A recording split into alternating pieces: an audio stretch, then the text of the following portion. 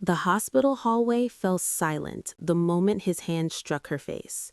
It wasn't just a sound, it was the shock, the disbelief, the collective intake of breath from nurses, interns, security guards, and patients who had never imagined that in a place meant for healing, something so humiliating could happen in broad daylight. She didn't cry, she didn't shout, she didn't even move.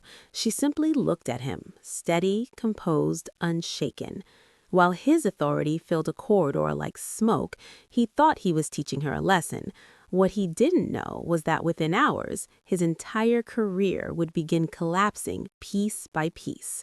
But before we expose what happened next, make sure you like this video, share it with someone who believes in justice, and subscribe to Black Legacy for more powerful stories that reveal the truth, because this one will stay with you. St. Catherine's Regional Medical Center stood as the crown jewel of the city's healthcare system. Clean marble floors, spotless glass panels, state-of-the-art surgical wings. It was a place where reputations were built and protected fiercely, and at the heart of its surgical department stood Dr. Richard Lawson. He was admired, decorated, feared, a cardiovascular surgeon with 2 decades of experience and a reputation for perfection. His name alone carried weight. Interns whispered about his temper. Nurses learned to move quickly around him. Administrators tolerated his arrogance because his surgical outcomes were exceptional. He believed in discipline, in hierarchy, in knowing your place. And then there was Maya Thompson, 27 years old, newly transferred to the surgical trauma unit. Calm eyes, precise hands, a resume that reflected excellence, though she never boasted about it. She had graduated near the top of her class. She had completed advanced trauma certifications. She had worked in high-pressure emergency wards without complaint. But what stood out most about Maya wasn't her credentials, it was her composure. She walked the hospital corridors with quiet confidence. She listened more than she spoke, and when she did speak, it was with clarity. Still, some staff looked at her differently, not because she wasn't competent, but because she was young, because she was Black, and because she didn't fit the image some senior staff unconsciously expected when they imagined authority in a hospital setting. Dr. Lawson noticed her on her 3rd day, not because she made a mistake, but because she corrected one.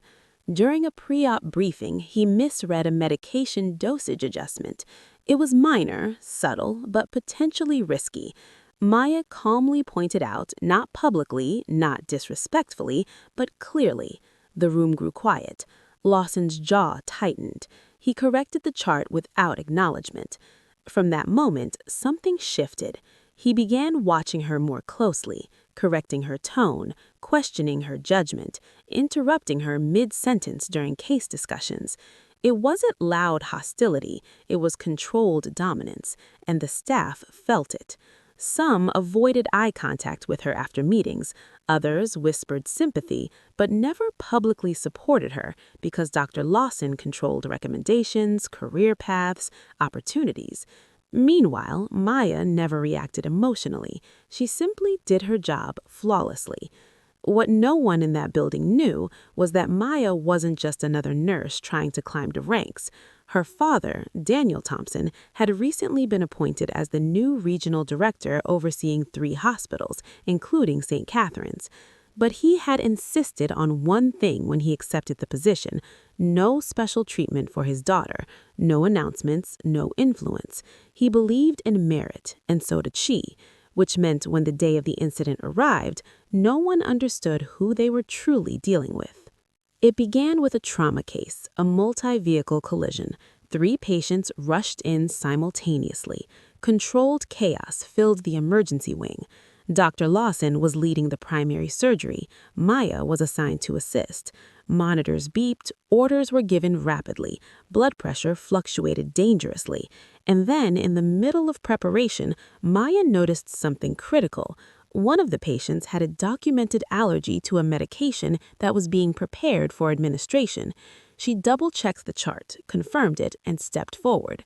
Calmly, she informed the anesthesiologist first. Then, when Lawson dismissed it with a sharp glance, she repeated it louder, firm but professional. Time slowed. The room froze.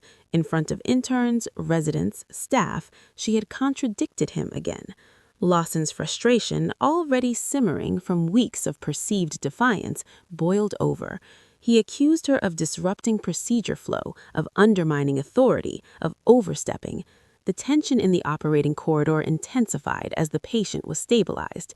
After the procedure concluded, successfully, thanks in part to the medication correction, Lawson stormed into the hallway. Staff followed, and there, under bright hospital lights, surrounded by witnesses, he struck her. A sharp, humiliating slap across the face. Gasps echoed. A security officer shifted uneasily. A nurse in the back instinctively lifted her phone. And Maya, she didn't flinch, didn't retaliate, didn't crumble. She stood straight, arms folded slowly across her chest, eyes locked on his. He continued speaking about insubordination, about discipline, about knowing who was in charge. But something had shifted in the room.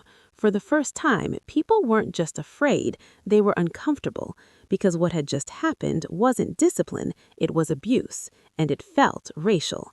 Subtle prejudice had now become visible. Humiliation had crossed a line. Lawson believed the moment would pass. He believed his status would shield him. But he hadn't noticed three things: the nurse recording, the security camera directly above, and the fact that hospital administration had recently implemented a zero-tolerance workplace violence policy.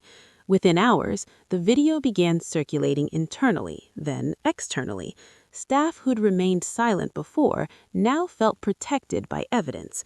Whispers turned into statements, statements turned into reports, and for the first time in years, Dr. Lawson was called into an emergency board meeting. He walked in confident. He walked out uncertain, because seated at the far end of the table was Daniel Thompson, and beside him was Maya. The boardroom atmosphere was suffocating. No raised voices, no dramatic accusations, just facts. The footage played on a large screen. Clear, undeniable. The sound of impact echoed louder in the quiet room than it had in the hallway. Lawson attempted justification, spoke of high-pressure environments, of maintaining order, of discipline, but policies were read aloud: hospital violence guidelines, employee protection statutes, state medical conduct laws. Then came the moment that shifted everything. Daniel Thompson introduced himself formally, not as Maya's father first, but as regional director. He outlined the hospital's values: equity, respect, professional conduct. Then he disclosed his relationship to Maya, not as leverage, but as transparency. The room absorbed it slowly. Lawson's face drained of color. He realized this wasn't a nurse without influence. This wasn't someone who could be silenced. This was someone protected not by power, but by policy, truth, and integrity. An internal investigation had already begun. Multiple staff members had submitted testimonies about patterns of intimidation, microaggressions, targeted hostility. The slap was not an isolated event. It was the breaking point. Lawson's medical license was placed under review pending disciplinary action. He was suspended effective immediately.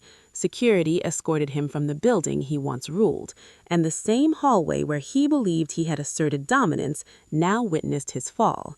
Maya remained composed through it all, not vindictive, not triumphant, just steady, because for her this wasn't about revenge, it was about dignity. The weeks that followed reshaped St. Catherine's. Mandatory bias training was implemented hospital-wide. Anonymous reporting systems were strengthened. Supervisory oversight policies were revised. Several staff members privately apologized to Maya for their silence. She accepted their words with grace, but reminded them that silence sustains injustice. Her father maintained professional boundaries throughout the investigation. He never interfered, never shielded. He allowed due process to unfold, because true justice doesn't require favoritism, it requires accountability. Dr. Lawson eventually faced disciplinary action from the medical board. His career, once untouchable, was permanently altered. But this story wasn't just about one doctor losing power. It was about a system being forced to confront bias that had long gone unspoken. It was about a young Black nurse refusing to shrink herself to fit someone else's comfort. It was about composure in the face of humiliation and the quiet strength of knowing your worth. The hallway where the slap echoed became a reminder, not of fear, but of change. Maya continued her work, earned promotions, led training initiatives, and became a symbol of professionalism under pressure, not because of who her father was, but because of who she chose to be. And as her story spread, it sparked conversations far beyond hospital walls, about workplace respect, about racial bias masking authority, about the power of standing firm without losing dignity. If this story moved you, don't let it end here. Like this video, share it, comment your thoughts below, and subscribe to Black Legacy for more powerful stories that shine light where silence once lived, because justice doesn't happen in darkness. It begins when stories like this are shared.